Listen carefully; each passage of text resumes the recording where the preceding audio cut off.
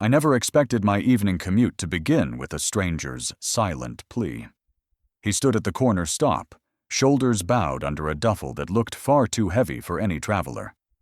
Sunset painted long shadows across cracked pavement, turning his sweat-damp forehead into a beacon of need. In that instant, I knew I couldn't walk past without offering help. The evening had begun as nothing more than routine. I left the office with my satchel slung across my shoulder, my thoughts preoccupied with mundane things. Unanswered emails, a quick dinner, maybe even a quiet night with a book. The streets hummed with the familiar rhythm of tired commuters, taxis blaring their horns, and food carts releasing waves of savory scents. Everything felt ordinary, until my eyes landed on him. He stood alone beneath the bus stop sign, as if the crowd had parted to leave him exposed. His back curved like a bent tree under a storm, his thin frame straining against the massive olive-green duffel that clung to him like a second body. The canvas bag was weathered, seams stretched so tight I feared they might burst. Metal buckles rattled with every shift, their clanging echoing like alarm bells against the brick walls. I slowed instinctively, studying him as people streamed past without even a glance. His coat was thin, its elbows worn down to bare threads. The kind of garment passed from one hand to another until it was more patch than fabric. His shoes were cracked, soles separating just enough to reveal a glimpse of tired socks beneath. And though the evening breeze was cool, sweat streaked his forehead, catching the molten glow of sunset until his face shone like a signal of distress. He tried again to lift the bag, his trembling fingers gripping the frayed strap. With a grunt, he heaved, the bag rising only inches before collapsing back to the ground with a dull thud. The sound struck me like a drumbeat of desperation. He winced, bent again, tried once more. Failure. His chest heaved, breath rattling as if his lungs themselves bore the weight of secrets hidden inside that duffel. The pavement beneath him was cracked and uneven, weeds sprouting defiantly between stones, as though the earth itself mirrored his broken resilience. Commuters flowed around him, their eyes fixed on phones, earbuds sealing them away from the cries they refused to hear. But I felt a pull, an invisible rope tugging at the center of my chest. I approached slowly, torn between hesitation and instinct. "Hey," I murmured, my voice nearly drowned by the hiss of an approaching bus. He jerked his head up, startled, and for the first time I saw his eyes. Storm gray, sharp yet clouded, like lightning trapped behind fog. Eyes that had seen too much, carried too long, yet still clung to a glimmer of something unbroken. "Need help?" I asked gently. His lips parted, pride rising like a wall between us. For a moment I thought he'd refuse, but pride faltered under the crushing weight of exhaustion. He gave a small nod, so subtle I might have missed it if I wasn't looking. I crouched, wrapping my hands around the canvas. The weight shocked me. It wasn't just heavy. It was suffocating, pressing into my arms with the density of stone. My muscles screamed in protest, my knees buckling slightly as I forced it upward. The bag groaned, seams stretching, metal digging into my palms. I nearly dropped it back onto the pavement, but his expression stopped me, hope flickering weakly in tired eyes, begging me to endure. "Let's do this together," I said. My voice sounded steadier than I felt. We maneuvered the bag onto the bench, both of us panting as though we'd climbed a mountain. He sank beside me, shoulders trembling, eyes fixed on the ground. Around us the city blurred, the buzz of traffic, the chatter of strangers, even the golden smear of sunlight. All of it faded. Only the duffel remained, throbbing like a third presence between us. "What's in here?" I muttered, half to myself. His gaze flicked toward me, then away. His lips quivered before forming two words: clothes and memories. His voice was raw, cracked with a sorrow I couldn't begin to measure. The bus screeched to a halt, doors groaning open. He glanced at me, a silent question hovering in his eyes. Then, hesitantly, he whispered, "Ride with me?" My chest tightened, A choice stood before me: return to my safe routine, or follow this stranger and his mystery into the unknown. My answer was already decided. "Of course," I said, adjusting the strap onto my shoulder. He gave the faintest smile, fragile but real. And together, we stepped onto the bus, carrying a burden far heavier than either of us could have imagined. As the bus rounded the corner, his voice broke through the hum of the engine, soft but urgent. "You have no idea what's inside." My breath caught, vision narrowing to the hulking shape of the duffel against my knees.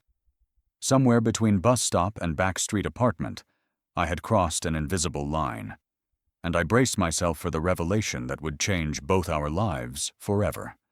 Kindness can spark light, even in total darkness, illuminating paths we never knew existed. He paused between pride and need as I lifted the duffel onto my lap, each muscle in my arms screaming in protest. Around us, the city's bustle dimmed to a distant hum, streetlights flickering like distant stars witnessing our moment. In that instant, I understood how a simple gesture could ripple outward and transform two lives forever. The bus swayed gently as it pulled away from the stop, the low hum of its engine a steady rhythm beneath the strained silence between us. I shifted the duffel higher onto my thighs, bracing it with my knees, feeling its weight pulse through every tendon in my arms. The canvas pressed into me with an almost human stubbornness, as though it resisted being shared, determined to remind me that this burden had belonged to him, alone for too long. My muscles burned, yet I refused to let it slip. He sat in the seat behind me, close enough that I could sense his gaze fixed on the bag, his breath uneven, his hands twitching against his knees. His storm-gray eyes flicked up to meet mine in the reflection of the window, then darted away as quickly as a guilty thought. Shame hung over him like a second coat, heavy and suffocating. I knew that feeling, the war between pride and desperation, between the will to endure alone and the need to let someone else step in. The bus lurched, brakes squealing at the next stop. A few passengers climbed aboard, an exhausted mother cradling a crying baby, a man in a pressed suit glued to his phone, a teenager with a skateboard clutched protectively. None of them looked twice at us. To them, we were just two strangers with a bag too large for comfort. But I felt the air between us buzzing with something extraordinary, as though the duffel itself pulsed with secrets aching to be known. He cleared his throat, the sound catching. "Thank you," he whispered, almost too soft to hear. "You don't have to thank me," I replied, my voice steadier than my trembling arms. I meant it when I said I'd help. A ghost of a smile flickered across his face, hesitant, wary, but real. For the first time, I caught a glimpse of the man beneath the exhaustion. Someone who had once known joy, once believed in trust, before life had taught him to hunch his shoulders and carry burdens alone. We rode several stops in silence, broken only by the rhythmic hiss of hydraulics and the shuffle of tired commuters. I found myself studying the duffel again, its olive canvas streaked with grime, a faint military insignia faded into obscurity, leather handles cracked from years of strain. It wasn't just luggage, it was a relic, every thread worn thin by relentless travel, every scar a story untold. "What's inside?" I asked quietly, unable to restrain the question. His hands clenched, his jaw tightened. "Just clothes," he muttered, but the pause between his words betrayed something heavier. His voice wavered on the last syllable, and I heard the unsaid truth beneath it. The duffel shifted as the bus rolled over a pothole, a hollow thunk reverberating through the metal floor. My grip tightened instinctively. Whatever lived inside this bag wasn't ordinary. It demanded presence, attention, maybe even fear. I swallowed, torn between curiosity and the respect owed to secrets not yet ready to surface. We approached another stop, the bus slowing to a crawl. He leaned forward, his voice closer to my ear this time, low, but urgent. "My place is next. Will you come with me?" The question startled me. It wasn't just about help anymore. It was about trust, about letting me step into his world, however fractured it might be. "Yes," I said, the word firm, certain. Relief washed across his features like a tide finally surrendering to shore. He stood as the bus squealed to a halt, waiting while I hoisted the duffel onto my shoulder. The weight nearly toppled me, forcing me to stagger down the narrow aisle. Passengers watched, curious but silent, as though sensing something too fragile to intrude upon. The bus doors opened with a hiss, releasing us into the cool night air. Street lamps painted halos across the damp pavement, and the air smelled faintly of gasoline and rain. I adjusted the strap against my sore shoulder, steadying myself before following him toward a narrow side street, lined with shuttered shops and flickering neon signs. Our footsteps echoed off the empty walls, the duffel bumping against my hip with every stride. He walked beside me in silence, yet his presence felt heavier than words. Each glance he stole toward me carried the weight of someone unaccustomed to being believed, someone who had waited too long for a hand to reach across the divide. At last, we stopped in front of a squat apartment building with peeling paint and a staircase so narrow it seemed to fold inward. He hesitated at the bottom step, his hand hovering near the strap of the duffel, as if torn between taking it back or letting me continue. His pride bristled, but his eyes, stormy, vulnerable, pleaded otherwise. I met his gaze and spoke firmly. "We carry it together." Something inside him cracked then. Not weakness, but surrender to the possibility that maybe, just maybe, kindness could bear the weight he had hidden for too long. He nodded once, a sharp motion, then led me up the steps to his door. The hallway was dim, the single bulb above flickering uncertainly. The air smelled of damp plaster and lingering smoke. He unlocked the door with trembling hands and gestured me inside. The room beyond was small, bare save for a chair and a table, its silence pressing in like a secret waiting to be confessed. I set the duffel down on the worn carpet. The thud it made seemed to echo through the apartment, demanding acknowledgement. He stood over it, chest rising and falling like a man standing at the edge of confession. And I knew, as surely as I had known at that bus stop, that this moment was only the beginning. He met my eyes, voice raw as he whispered, "I've carried this longer than I can remember." My hand hovered over the zipper, the air thick with expectation. Inside that canvas lay the truth of why he had begged for help at sunset. And with a trembling breath, I realized neither of us would leave unchanged once it was revealed. Gratitude and pride often wrestle for the final word, each daring the other to remain unspoken. He hesitated at the bus entrance, eyes flicking between me and the driver as though weighing the cost of trusting a stranger. The duffel pressed into my ribs like a secret too heavy for words, urgent to be acknowledged. In that heartbeat, I understood how fragile human connection can be, born of vulnerability and the courage to reach across the divide. The bus rattled, forward, its old suspension groaning with each turn. The duffel sat like a stubborn animal across my lap, heavier than any weight I had chosen to carry in my life. My arms throbbed, but I clung to it with a quiet determination. This was no longer about strength. It was about trust, and I wasn't going to drop it. He had taken the seat directly behind me, close enough that I could feel the heat of his presence. Every so often I caught his reflection in the scratched plexiglass window, storm-gray eyes flickering between me and the bag, like he feared I might vanish with it. His jaw tightened, his hand tapped against his knee, and I sensed the battle inside him. Gratitude tangled with suspicion, relief overshadowed by pride. "You really didn't have to," he murmured finally, his voice almost drowned by the rumble of the bus. "I wanted to," I replied, steady but gentle. "You've carried this alone long enough." The words startled him. His head jerked slightly, as if I had pulled a truth from his chest he hadn't spoken aloud. He gave a small, humorless laugh and looked away, hiding behind the condensation streaking down the glass. But his shoulders sagged, tension seeping out as if my statement had loosened a knot tied long ago.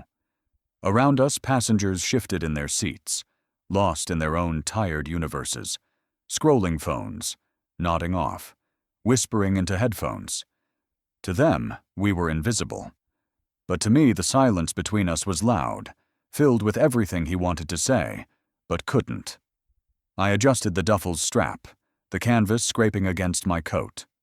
A glint of metal peeked through a half-closed seam. My breath caught, but I forced myself not to stare. This wasn't the moment to pry. It was enough to know he had let me carry it at all. He leaned forward suddenly, resting his elbows on the seat back, his voice low, close to my ear. "You're not afraid?" I shook my head, though my heart pounded. "Not of you." The bus jolted, tires thudding over a pothole, and I gripped the duffel tighter to steady it. He reached out instinctively, his fingertips brushing mine as he steadied the bag with me. The touch was brief but electric, a silent acknowledgement that the burden was now shared. Minutes stretched like hours. Neon lights flashed through the window. Pharmacies, pawn shops, closed diners. The city blurred into a canvas of exhaustion and half-forgotten dreams. I wondered how many nights he had walked these streets, the duffel dragging at his shoulder, while the world rushed past without seeing him. Finally he spoke again, softer this time. "Most people look the other way. They see me struggling and they pretend I'm not there." I turned slightly, meeting his reflection in the glass. "But I saw you." And I wasn't going to walk past his lips parted as if to respond, but he shut them again, swallowing whatever words had risen. Gratitude flickered in his eyes, fragile and unsteady, like a candle, flame fighting against the draft. The bus slowed, brakes squealing, and he pressed his palms against his thighs. "This is my stop," he said quietly. His tone carried finality, as if this moment of trust would end here, dissolved by the hiss of the opening doors. But I rose with the duffel slung against my chest. "Then I'll walk with you." For a second, his expression froze, caught between refusal and relief. Then he gave a tiny nod, almost imperceptible, and stepped into the aisle. Together, we descended into the night. The air outside was sharp, tinged with damp asphalt and distant smoke. Street lamps buzzed faintly, their halos casting long shadows across the cracked pavement. He walked a pace ahead, shoulders squared, while I struggled with the duffel that seemed heavier now than ever before. At the mouth of a narrow alley, he stopped. The building before us was worn, its bricks darkened by rain and years of neglect. He hesitated, his hand hovering near the strap of the duffel, as if reconsidering letting me in. I shifted the bag against my hip and met his gaze. "I'm not leaving," I said firmly. For the first time that night, a genuine smile broke across his face, small, weary, but real. And in that smile, I saw both gratitude and a guarded trust that had taken root. He reached for the door, keys trembling in his hand, and whispered, "You wanted to know the truth. You're about to." The lock clicked open, the sound sharp in the still alley. I braced myself as the door creaked inward, the duffel's weight still pressing against me. Because what waited inside wasn't just his secret. It was about to become mine, too. Appearances can mask truths more shocking than fiction. The duffel's worn canvas bore faded patches and frayed threads, hints of a past he refused to speak of. Every metal buckle and rusted D-ring rattled like an echo of untold stories yearning for release. In that moment, I understood that within those seams lay a lifetime of history, waiting to be uncovered. Inside his apartment, the weak bulb flickered, as though reluctant to illuminate what the night had dragged in. I set the duffel down on the uneven floorboards, its thud resonating in the silence like a heartbeat no one wanted to acknowledge. He lingered by the door, fingers twitching against the frame, torn between pulling it shut and leaving it ajar, as if unsure whether to seal me in or allow one last chance to escape. I crouched, studying the duffel more closely now. The canvas was rough under my fingertips, its olive green surface stained by years of rain, sweat, and neglect. Along one side, a patch stitched in mismatched thread struggled to contain a tear, the seams puckered from tension. Each stitch told a story.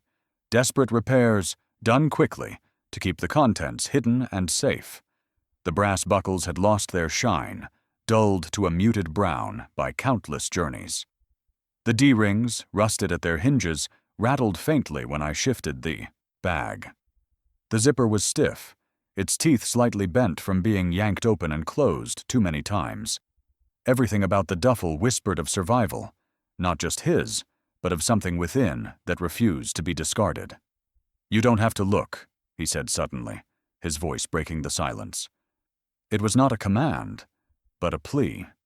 I lifted my gaze to him, his shoulders hunched, his storm-gray eyes darting away from mine, as if the very act of me touching that bag threatened to strip away his last defense. "But you brought me here," I reminded him gently. "You asked me to stay." He flinched, as if the truth of my words cut deeper than he expected. With a reluctant sigh, he moved closer, kneeling opposite me on the creaking floor. For a moment, neither of us touched the bag. It sat between us like an altar, demanding reverence. I reached for the zipper, my hand trembling despite my resolve. The sound it made as I tugged it open, metal scraping against metal, was louder than it should have been, like a blade slicing through silence. The duffel parted slightly, revealing a glimpse of folded linen and something metallic gleaming faintly beneath. I paused, my breath catching. He watched me with an unreadable expression, lips pressed into a thin line. "Just clothes and papers," he said again, the same lie he had whispered at the bus stop. But his voice cracked on the last word, betraying him. I pulled the zipper a few more inches. Inside, I glimpsed leather journals, their spines cracked and edges frayed, stacked carefully as though they were relics.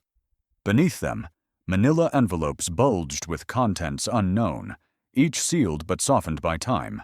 A corner of a photograph peeked out, sepia-toned, edges curling. And then, nestled among the fabric, I saw it. A glint of chrome, cold, deliberate, unmistakable. My breath froze in my lungs. I didn't pull it out, not yet. But its presence was undeniable. The bag wasn't just a container of memories. It was a vault of contradictions, love letters stacked on top of violence, photographs beside instruments of destruction. He noticed my gaze fix on that metallic glimmer and shut his eyes, as though bracing for judgment. "You weren't supposed to see that," he whispered, his voice raw with shame. The journals shifted slightly as the bag settled, their pages whispering against one another. I reached out and touched the nearest one, tracing the embossed initials, M.A. The letters were faint, but carved deep enough to outlast years of handling. Whoever he had been, his entire existence was etched into these objects, preserved within this battered canvas. I looked at him again, searching his face for answers. His hands trembled, resting on his knees, but he didn't stop me. That silence was permission. That silence was trust. I closed the duffel halfway, leaving the zipper's teeth locked in a half-smile, unable to hide, yet unwilling to reveal completely. "One day," I murmured, "you'll tell me everything." He nodded faintly, relief and fear tangled in his expression. "One day," he echoed, though neither of us knew if that day would be tomorrow or never. But as I prepared to push the duffel aside, something inside shifted with a hollow clunk, heavier than journals, sharper than letters. His hand shot out, gripping my wrist before I could move. "You've seen enough," he said, voice hoarse with urgency. But in his eyes I saw the truth. He knew the bag would never stay closed. Sometimes the hardest journey begins with a single step into shadows. He paused beneath the sickly neon glow of a shuttered shopfront, his storm-gray eyes flicking to mine as though asking permission to cross a forbidden threshold. The duffel, heavier with every stride, had become more than fabric and metal. It was the pulse of his world, now beating in rhythm with my own. And as we turned into the silent side street, every echo of our footsteps seemed to whisper the same question. Are you ready? The bus's roar faded behind us, replaced by the muffled orchestra of the city after dark. Distant sirens crying like restless children, the low hum of an idling taxi, the soft patter of water dripping from rusted gutters. I tightened my grip on the duffel, its bulk pressing against my hip, and tried to match Mark's pace as he cut through narrow alleyways lined with graffiti. Every wall we passed carried cryptic messages, tags scrawled in hurried spray paint, declarations of lost love, prayers for survival etched in fading ink. The ground beneath us was a patchwork of cracked asphalt, beer cans crushed flat against the curb, and discarded flyers that fluttered like pale ghosts in the night wind. Each detail stitched a portrait of a city's veins, arteries both alive and decaying, pulsing with stories no one wanted to tell. Mark's footsteps were steady, but his posture betrayed unease. His shoulders hunched as though bracing against unseen eyes in the shadows. From time to time, he glanced behind us, scanning the dark as if expecting pursuit. I said nothing, but the duffel at my side spoke loudly enough, its seams groaning as though eager to release its truth into the night. At the corner of a silent intersection, he stopped. The neon sign of a pawn shop buzzed weakly above us, its red glow bleeding into the puddles scattered across the uneven ground. He turned, his eyes heavy with something I could only call desperation. "You don't have to follow me any further," he murmured, voice ragged. "What's ahead? It won't be easy." I shifted the bag to my other shoulder, meeting his gaze. "I already chose," I said, my voice firmer than I felt. "Wherever you're going, I'm going too." His lips parted, then closed again, as if words had abandoned him. Finally he nodded, the faintest hint of relief softening his jawline. Without another word, he guided me toward a staircase cut into the side of a crumbling building. The steps were slick with moss and rain, the concrete cracked and uneven, but each one carried us deeper into a world few dared to tread. At the top, a battered steel door awaited, its paint peeling in strips like old bark. Mark hesitated, his hand hovering above the rusted handle, and for a moment he looked more like a boy than a man. Afraid, uncertain, tethered to secrets too heavy to confess. I placed my free hand gently on his arm. "I'm here," I whispered. "You're not alone." Something shifted in his eyes then, a flicker of trust so fragile it could have shattered at a breath. He turned the handle, and the door groaned open, revealing a dim hallway lit by a single dangling bulb. The air was thick with damp carpet and stale cigarette smoke, the kind of smell that clung to memory long after you left. We stepped inside. The duffel thudded onto the floorboards, dominating the cramped space like a third presence in the room. Mark closed the door with a heavy click, the sound final, like a lock sealing not just the hallway, but the past itself. For a long moment, we stood in silence, breathing the same musty air. The bulb swung slightly, casting shadows that stretched across the walls in grotesque, shifting shapes. Mark finally moved, kneeling by the duffel with trembling hands. His fingers hovered over the zipper as if it were a wound he wasn't ready to reopen. He looked up at me then, eyes filled with a question he couldn't voice. I sank to my knees beside him, steadying the bag with one hand. "If you trust me," I said softly, "show me." His jaw tightened, but his resolve seemed to crystallize. With a slow breath, he tugged the zipper open. The sound, sharp, metallic, cut through the silence like a blade. Inside, I saw again the collection I had glimpsed before. Journals stacked in neat rows, envelopes sealed but worn, and the cold glint of steel that made my stomach lurch. This time, however, he did not stop me. He pulled the journals out one by one, setting them on the floor, each thud like a drumbeat of confession. He placed an envelope in my hand, its paper thin and trembling, as if the secrets inside were alive. Finally, he rested his hand on the gun, fingers brushing the barrel with something like reverence and regret. His voice cracked as he said, "This saved me once. But it ruined me too." The words hung between us, heavy and unrelenting. Before I could respond, a floorboard creaked in the hallway outside, followed by the unmistakable shuffle of footsteps. Mark's head snapped toward the door, his hand instinctively tightening on the weapon. "Someone followed us," he whispered, his voice sharp with fear. And in that instant, I knew the night's revelations were far from over. The city's veins still pulsed with danger, and it had just found us. Silence can sometimes speak louder than thunder. The rasp of the zipper cutting open the duffel was sharper than any shout, slicing through the hush of the apartment. Each object inside seemed to tremble with history. Letters, journals, and steel, echoes of a life carried through tunnels and alleyways. And as I braced myself for the truth, I realized that what I would uncover tonight could never be unlearned. Mark's fingers trembled as he pulled the journals free, stacking them carefully on the floor between us. Their cracked leather spines gleamed faintly under the dim bulb, each one softened by years of handling. The initials stamped into the covers, MARK, felt like both signature and curse. I reached out, my hand steady though my chest pounded, and lifted the top volume. The leather was warm, supple, as if still alive with the pulse of the man who had written within.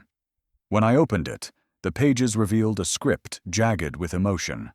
Some entries were written in hurried strokes, ink blotted by tears or trembling hands. Others stretched in careful, measured lines, confessions preserved with painstaking control. Dates leapt out at me, anniversaries of deaths, reminders of treatments, moments of despair scribbled in margins. These were not simply journals. They were survival carved into paper. Beneath the stack of journals lay rows of sealed manila envelopes, their edges worn, brass clasps bent from years of being opened and closed. Mark handed one to me, his hands unsteady, as though the act of sharing it stripped away his final layer of protection. I peeled it open, my breath hitching at the photograph inside. A young woman smiled out of sepia tones, her hair pulled back loosely, her eyes alive with kindness. Behind her stood a modest orchard, trees heavy with fruit, the afternoon sun casting a halo around her. She seemed to glow with promise, but the photograph itself was fragile, its edges curling from time. Tucked beside it was a folded piece of paper covered in spidery script. "Keep her safe." I swallowed hard, my throat dry as sand.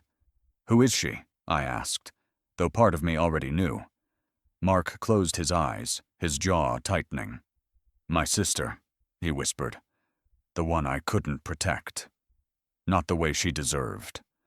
The words hit me like a blow, the weight of his sorrow filling the room. I clutched the photo tighter, sensing that this woman was the reason behind everything. The journals, the powder, the weapon hidden beneath layers of cloth. She was the echo within every silence he carried. I slid the envelope aside, and my hand brushed against something cold, something unyielding. The gun. Its barrel gleamed in the dim light, polished yet scarred by age. I froze, my breath catching, before gently pulling it into the open. Its weight was undeniable, heavy in a way that went beyond steel. Mark's eyes followed my every movement, his breathing shallow. "That," he rasped, "was the only way I knew to keep her safe. But it also became the reason I lost everything." His confession filled the air, hanging between us like smoke. My chest tightened as I tried to reconcile the objects laid bare before me, the journals filled with love, the photograph shimmering with innocence, the gun glinting with threat. It was as if two men existed inside him, one desperate to save, the other armed to destroy. "You carried all of this alone," I whispered. He nodded once, tears finally breaching the corners of his eyes. "Through every alley, every bus ride, every sleepless night. I thought if I kept it hidden, I could keep control. But secrets don't stay buried. They eat you alive." The silence that followed was suffocating. The bulb above us flickered once, its light stuttering, as though even it feared the gravity of his truth. I stared at the revolver, my reflection warped in its steel, and shivered at the thought of how many nights he must have held it close, deciding whether to use it, whether to end or defend, whether to survive or surrender. I wanted to reach for him then, to steady the hand that trembled, but my own fingers shook too much to bridge the space. Instead, I whispered, "You're not alone anymore." For a moment, his storm-gray eyes lifted to mine, glistening with a mixture of fear and hope. And in that fragile connection, I realized that the echoes within this room were no longer his alone. They were ours. Mark slid the journals and envelopes aside until only the gun remained between us.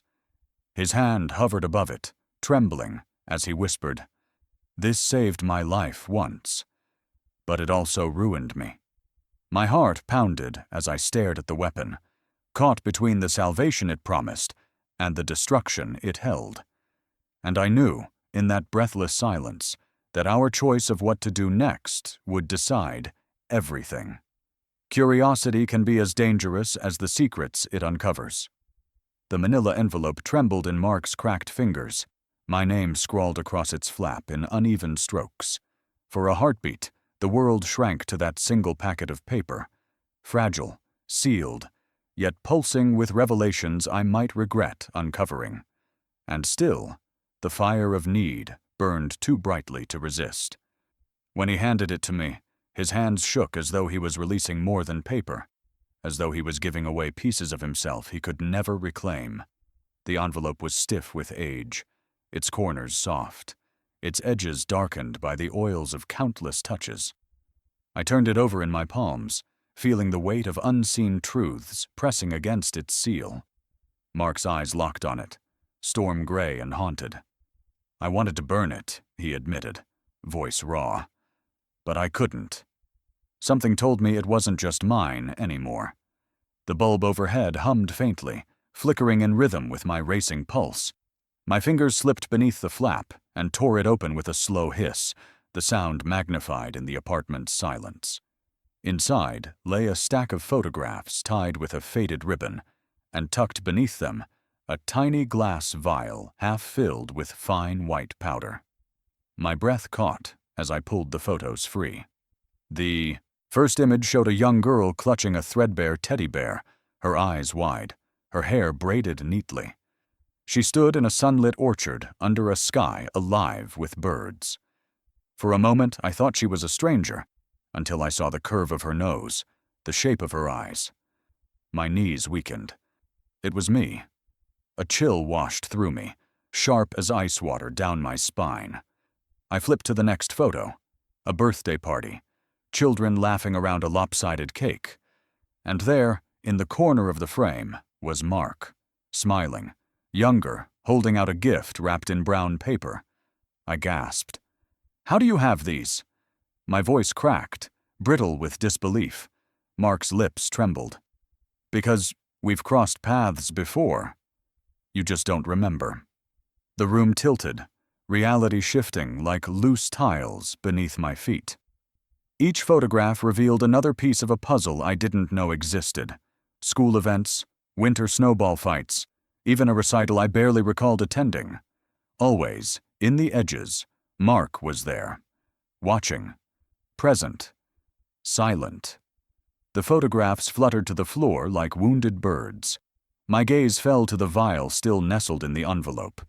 Its contents glittered faintly in the bulb's yellow glow, too fine to be sugar, too deliberate to be dust. I picked it up, the glass cool against my trembling fingers. "What is this?" I demanded, my voice barely above a whisper. Mark's face crumpled. He reached forward, his hand covering mine around the vial. His skin was clammy, his grip unsteady. "That powder," he rasped, "is the reason I'm alive. The reason I failed her. And the reason you're standing here now." Confusion roared in my chest, colliding with fear. "Explain," I urged, my throat dry, my heart hammering. He swallowed hard, words dragging from him like broken glass. "I was dying once. No doctor could help. That vial. It wasn't legal. It wasn't safe. But it gave me time. Just enough to breathe, to stand again. I thought if I kept it close, I could save her too. My sister. And maybe. He paused, eyes flicking to the photographs at our feet. Maybe even you. The floor seemed to vanish beneath me.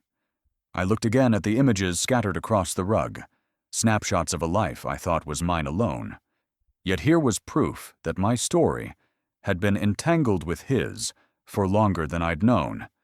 My past and his were not parallel lines. They had crossed, woven, fused.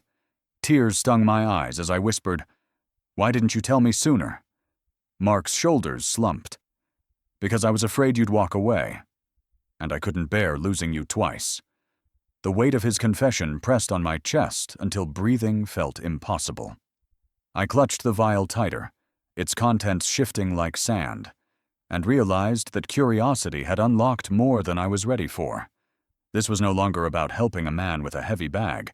It was about unraveling the threads of my own life, threads I hadn't even known were tangled in his. Silence thickened, broken only by the muffled hum of traffic far beyond the window. The photographs, the vial, the journals. They were pieces of a labyrinth I had stumbled into without a map. Every path forward seemed to promise pain, but there was no turning back. Mark's hand tightened around mine, knuckles white as he whispered, "Without that powder, I would have lost everything." My heart pounded as I stared at the vial, torn between salvation and ruin. The photographs on the floor seemed to glow under the dim light, each one a fragment of a truth that bound us together. And in that fragile moment, I knew curiosity had come at a cost, one that neither of us could escape. A single vial can hold the weight of lifetimes, each grain a choice between survival and surrender. I turned the glass tube slowly in my palm, the fine white dust swirling as if alive, as if aware of the power it contained. Mark's confession lingered between us, salvation in one hand, destruction in the other. And in that instant, the man I'd met at the bus stop was no longer a stranger. He was fate, colliding with mine. The apartment's air grew heavier with every word he spoke.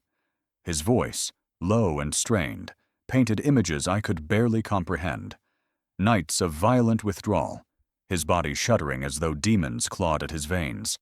The darkness that stitched itself into his bones, convincing him he would never escape.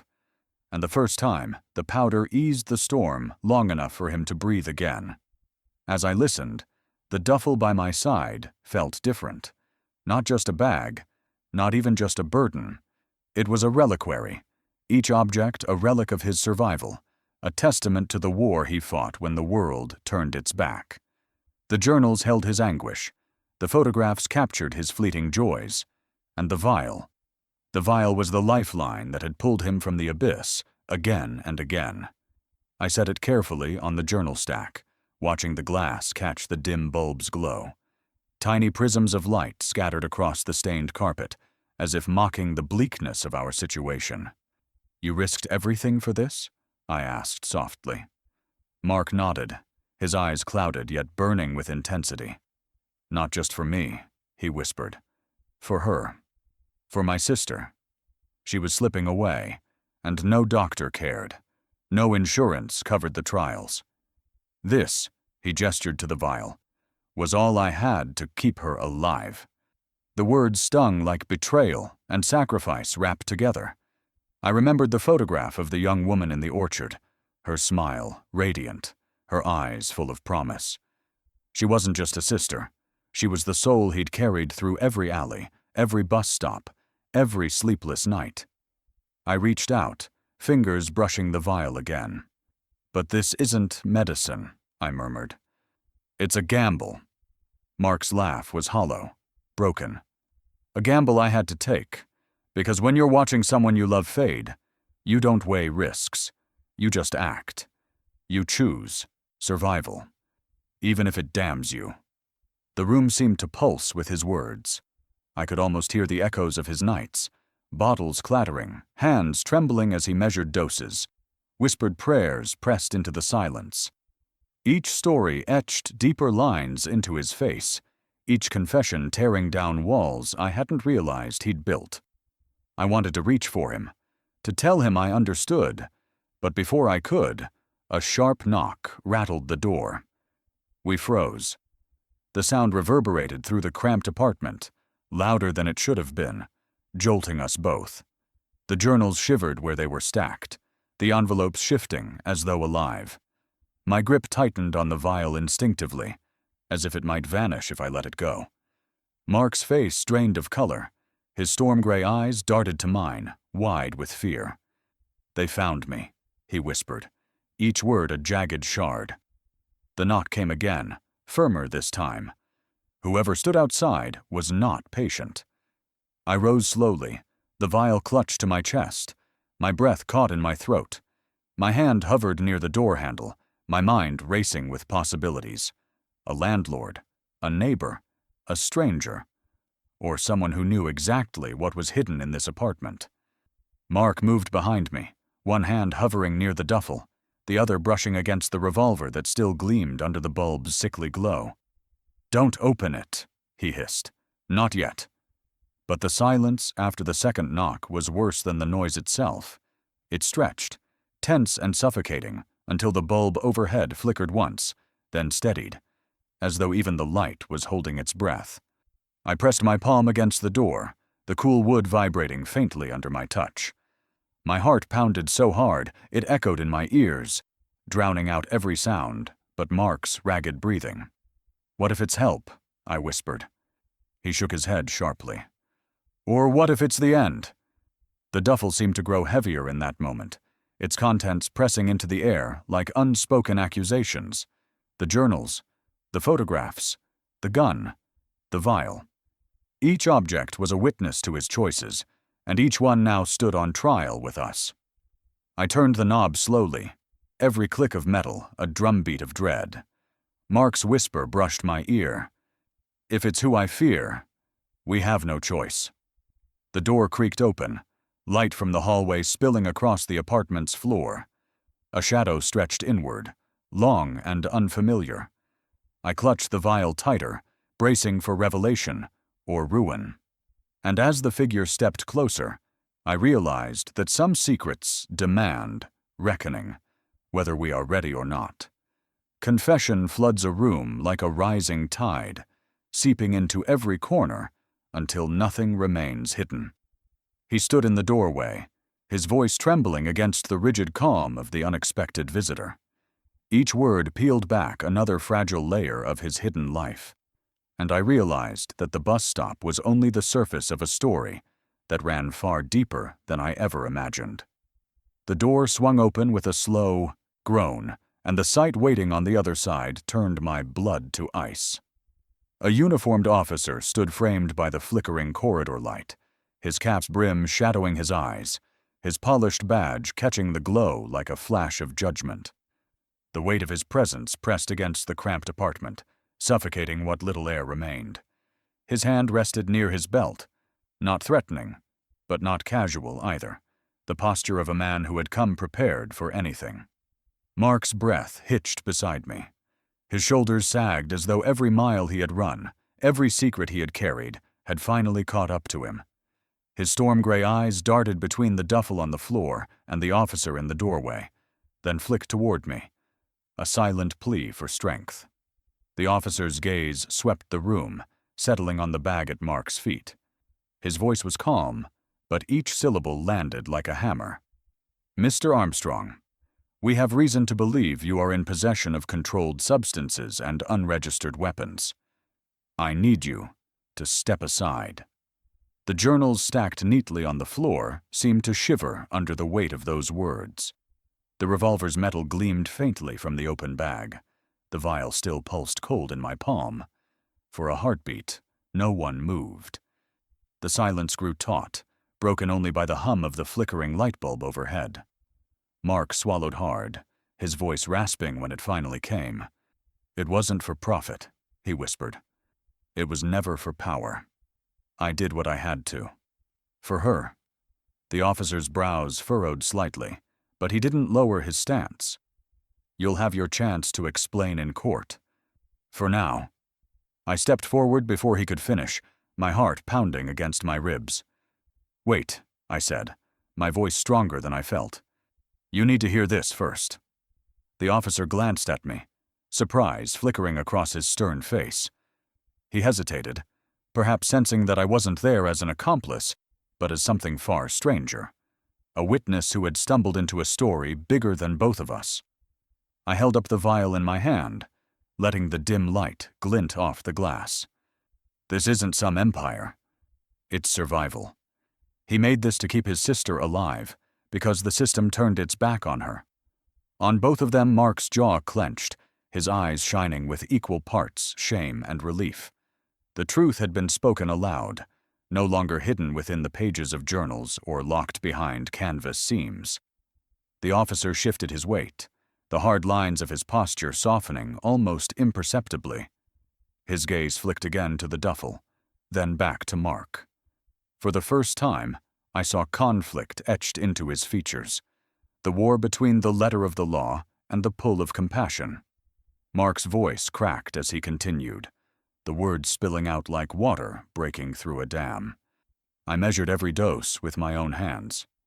I risked everything so she wouldn't die in some sterile hospital bed, while the insurance company tallied numbers on a spreadsheet. I didn't sell it to strangers. I didn't profit from it. I couldn't let her go without trying. The room thickened with emotion, heavier than the duffel had ever felt. The officer exhaled slowly, rubbing his thumb against the edge of the folder in his hand. "You know what you've admitted here tonight?" he asked quietly. Mark nodded, his chin trembling. "I know. But if it means my sister has a chance, then I'll take whatever comes." The officer's silence stretched. His eyes softened, not with pity, but with recognition. Perhaps he too had known loss. Perhaps he had once stood in the shadows of desperation and chosen differently. At last, he closed the folder with a snap that echoed like a gavel. "If you're willing to testify," he said, "if you're willing to put this story on record, not for yourself, but for those who will come after, then maybe the system will listen." Mark's head jerked up, his eyes wide with something I hadn't seen in him before. Hope. He looked at me, then back at the officer, and for once, his voice did not shake. "I'll testify," he said. "For her. For everyone like her." The officer gave a curt nod, his grip loosening at his side. "Then start writing it down. Every detail. Don't leave anything out. Truth is your only chance, now." The journals on the floor seemed to glow faintly in the lamplight, as if acknowledging their new purpose. I released the breath I hadn't realized I was holding, clutching the vial tightly. Around us, the room no longer felt suffocating. It felt like a crucible, a place where truth had finally burned away secrecy, leaving only the fragile ember of possibility. The officer pulled a pen from his pocket and set it atop Mark's journal. Mark's hand hovered above the page, trembling with both fear and resolve. "Every word matters," the officer warned, his eyes steady. And as ink touched paper, I realized the next chapter of his life, and mine, was being written right before my eyes. Sometimes the deepest confessions are whispered in the smallest rooms, where silence itself leans in to listen. We stood in the narrow apartment, the duffel lying empty at our feet, like a hollow witness. His voice cracked with every word, spilling truths he had buried for years. And in that moment, I realized my act of kindness had bound me to a story I could never walk away from. The officer leaned back slightly, pen poised, waiting for Mark to put his confession into words. But before ink could meet paper, Mark spoke aloud, his voice raw, quivering with the weight of years spent carrying secrets too heavy for one man. "I didn't do this for greed," he began, eyes locked on the empty duffel. His hand trembled as he gestured toward it. "I did it because the world gave me no choice. My sister was dying, and every door we knocked on slammed shut." His voice cracked, echoing against the bare walls. The hospitals demanded money we didn't have. The insurance companies called her case experimental, not worth their risk. I begged, I pleaded, I sold everything I owned. And still, it wasn't enough. She was slipping away. The officer's face softened, though his posture remained stern. I could see his grip tighten on the pen, as if to anchor himself against the flood of emotion Mark's words carried. Mark continued, the dam of restraint breaking open completely. I learned what I could. I found forums, back-alley whispers, people who knew how to mix what doctors wouldn't prescribe. I took risks no one should take. I measured doses with shaking hands, praying each night that I wasn't sealing her fate instead of saving it. His shoulders slumped as tears welled in his storm-gray eyes. I lied. I broke laws. I carried weapons because I was afraid someone would steal the only chance she had left. Every wrong choice I made was because I couldn't watch her die while the world turned its back. The officer shifted uneasily, glancing once at me before fixing his gaze on Mark. His expression had changed, not the cold mask of enforcement, but the conflicted look of a man forced to see the human cost behind legal lines. I reached forward, placing a hand gently on Mark's shoulder. His skin was clammy, but he didn't recoil. He leaned into my touch as if it were the only thing holding him upright. I saw her smile fade, he whispered. I saw her nights consumed by pain. And all I could think was, I have to do something. Anything. Even if it means destroying myself. The room fell silent. The hum of the ceiling bulb seemed deafening. The faint traffic outside muffled as though the entire city held its breath. The officer finally spoke, his voice lower, tinged with something like respect. You understand what this means, don't you? The law doesn't excuse desperation. Mark nodded, lips trembling. I know. I'll take whatever comes, jail, judgment, whatever punishment they decide. But I needed someone, anyone, to know why.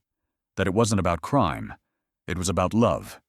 The words struck me hard, a sharp ache blooming in my chest. I tightened my grip on his shoulder and spoke firmly. And that's why I helped you carry it. Not just the bag, the truth. You don't carry this alone anymore. Mark's eyes met mine then, and in them I saw gratitude, so raw, it nearly broke me. He exhaled shakily, the first real breath of release I'd seen him take since the bus stop. The officer cleared his throat, drawing both our attention. His pen tapped lightly against the journal on the table. What you've told me tonight, it matters. But if you want any hope of mercy, it has to be recorded. Official. Your story has to stand in the open, not just between us. Mark swallowed hard and nodded. Then write it down, he whispered. Every detail, every night of fear, every mistake, and every act of love that drove me to this. The officer opened the journal to a blank page, sliding it toward him. Mark's hand hovered over the pen, trembling. I could almost see the weight of his choice pressing down on him, to finally surrender the truth, knowing it could either save or condemn him. I leaned close, my voice steady despite the lump in my throat. You've carried this burden long enough. Let the world see the man behind it, not just the mistakes. The love Mark blinked, a tear slipping down his cheek. With a shaky inhale, he took the pen and lowered it to the page. The first stroke of ink scratched across the paper, fragile but irrevocable. His story had begun, not in secrecy this time, but in the light, even if that light was dim and uncertain. The officer watched intently, his voice calm but grave. Your testimony could change everything, or destroy you completely. Mark's hand trembled as he signed his name. The duffel lay empty at our feet, but the weight of his confession filled the room heavier than ever. And as the ink dried, I realized there was no going back.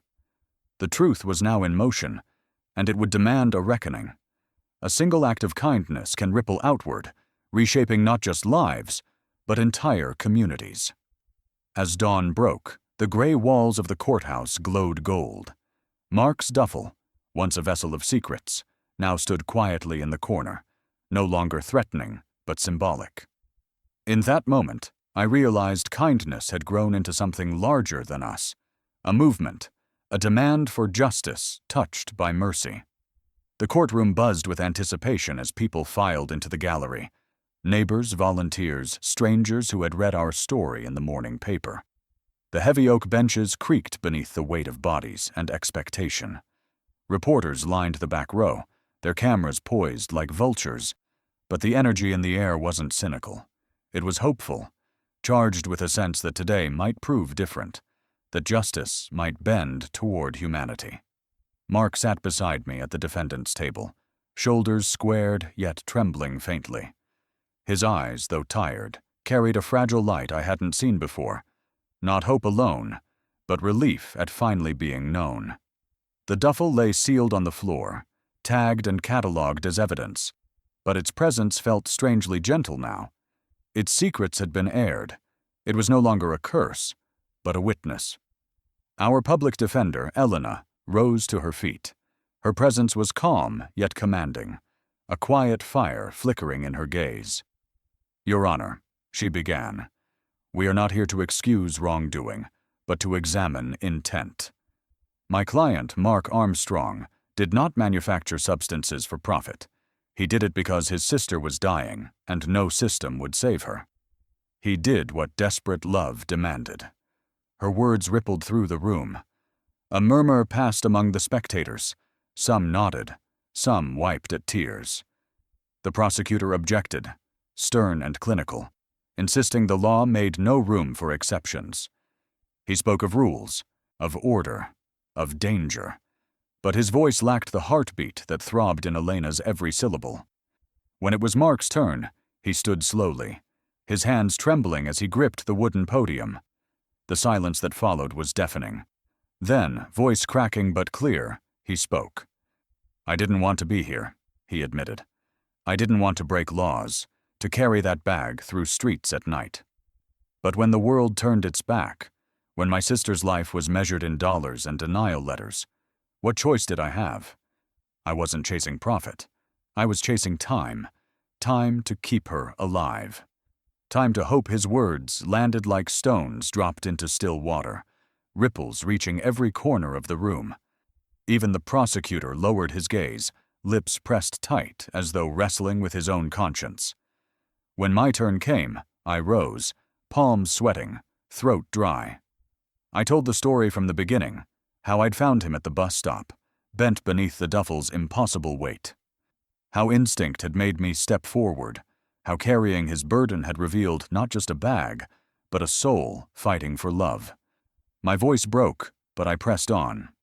"This isn't a story of crime," I said, turning toward the judge.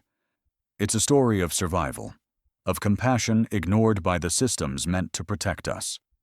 If we condemn him today, we condemn every person forced to choose between watching a loved one die and breaking a law to save them." The room stilled. The judge leaned forward, her spectacles catching the sunlight streaming through tall windows. She was a woman of strict posture and sharper eyes, but I saw something soften in her expression. She tapped her gavel lightly, signaling for silence. "Mr. Armstrong," she said slowly, "your actions placed you on the wrong side of the law.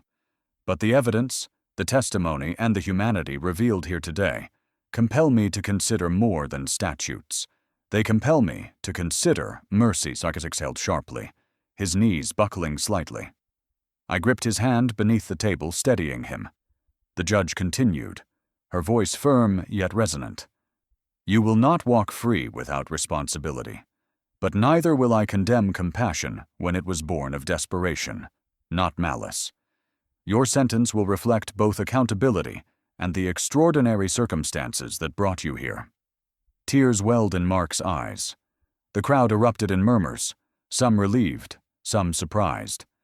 But in that moment, I realized it wasn't about punishment or freedom alone. It was about recognition. The truth had been seen, compassion acknowledged, humanity preserved. Outside, as we left the courthouse, The city's morning light bathed everything in gentle hues. Reporters swarmed with questions, microphones thrust in our faces, but their words barely reached me. All I felt was the warmth of Mark's trembling hand in mine, the knowledge that kindness had carried us here, not as saviors and sinners, but as fellow humans bound by shared need. The duffel swung empty at Mark's side, its canvas patches catching the light. It no longer carried secrets. It carried testimony, transformation, and the reminder that burdens, when shared, lose their power to destroy. As we stepped onto the courthouse steps, a young woman in a frayed coat pressed forward from the crowd. Her eyes brimmed with tears as she whispered, "Please, I need help too." I froze, realizing this was no ending at all. This was the beginning of something far larger, a movement born from one heavy bag, one act of compassion, and a truth that could not be silenced. The world looks different when seen through the lens of empathy, colors brighter, shadows softer, every breath filled with possibility. The duffel that once hid secrets now swung empty, a symbol of burdens transformed. Side by side, Mark and I stepped into the sunrise, our footsteps echoing with promise. And I knew, with every ray of light, that this was not the end, but the dawn of a shared tomorrow. The courthouse doors closed behind us with a heavy thud, sealing away the echoes of testimony and judgment. Outside, the city was bathed in morning light, the skyline glowing gold as though heaven itself had decided to soften its gaze on us. The air smelled of dew and exhaust, of fresh bread from a nearby bakery, of new beginnings waiting to be claimed. Mark walked beside me, shoulders lighter than I had ever seen them, his storm-gray eyes reflecting the sun with something close to joy. The duffel dangled empty in his hand, its patches frayed, its zipper worn, yet its meaning reborn. It no longer carried journals or powder, no longer bore the hidden weight of shame. It carried only the memory of what we had endured, a reminder that compassion could reframe even the heaviest burden. We hadn't walked more than a block before a small crowd gathered. Reporters thrust microphones in our direction, their voices sharp with questions. "How do you feel? What message do you have for the world?" I hesitated, words forming and dissolving on my tongue. But Mark stepped forward, his voice steady and sure. "I feel free," he said. "Not because the law excused me, but because kindness gave me the strength to tell the truth. If there's a message, it's this. We can't survive alone. We're built to carry each other's weight." The murmurs softened into silence. Even the cameras seemed to pause, lenses catching his words like sunlight through glass. And in that hush, I saw the first seeds of something bigger than us. A movement, a call, a reminder that compassion is not weakness, but strength in its truest form. Later that week, Cedar and Steam Café became our meeting ground once more.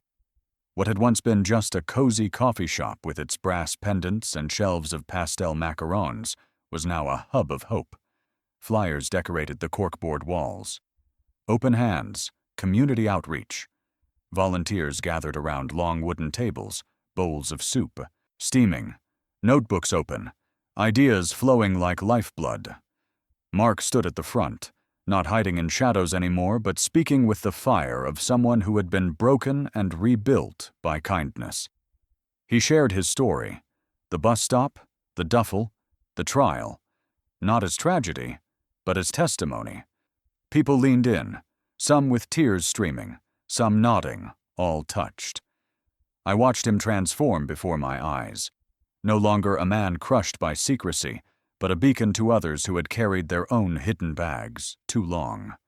We launched programs together, legal aid for those abandoned by the system, medical resources for the uninsured, support groups for the weary.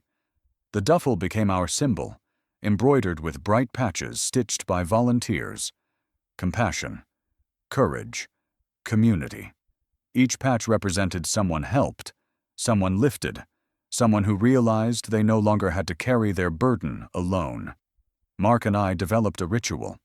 Each morning, Just as the city stirred awake, we walked through the park.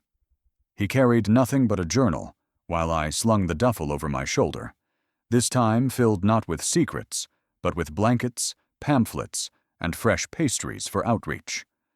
As we walked, we talked of dreams, expanding to other neighborhoods, building safe houses, rewriting the narrative of justice. The world felt wider, brighter, less cruel, because we had chosen to meet its darkness with open hands. One dawn, as the cafe's doorbell chimed behind us, a young woman approached, coat frayed, eyes full of unshed tears. Her voice trembled as she whispered, "I need help, like yours." Mark and I exchanged a glance, hearts swelling with recognition. This was the moment our journey had prepared us for. I unclasped the duffel's strap and held it out to her. "Then let us carry that with you," I said softly.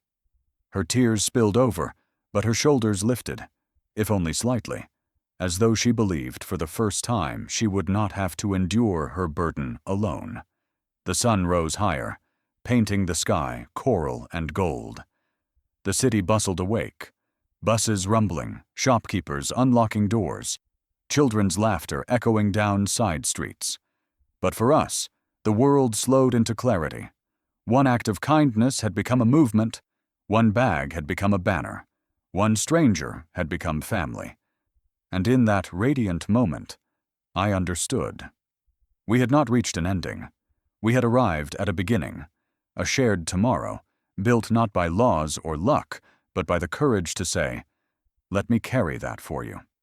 As the cafe doors opened wide and more people gathered, each with their own hidden duffel of burdens, I tightened my grip on the strap, ready.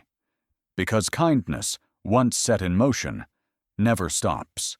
It grows, it multiplies, it saves.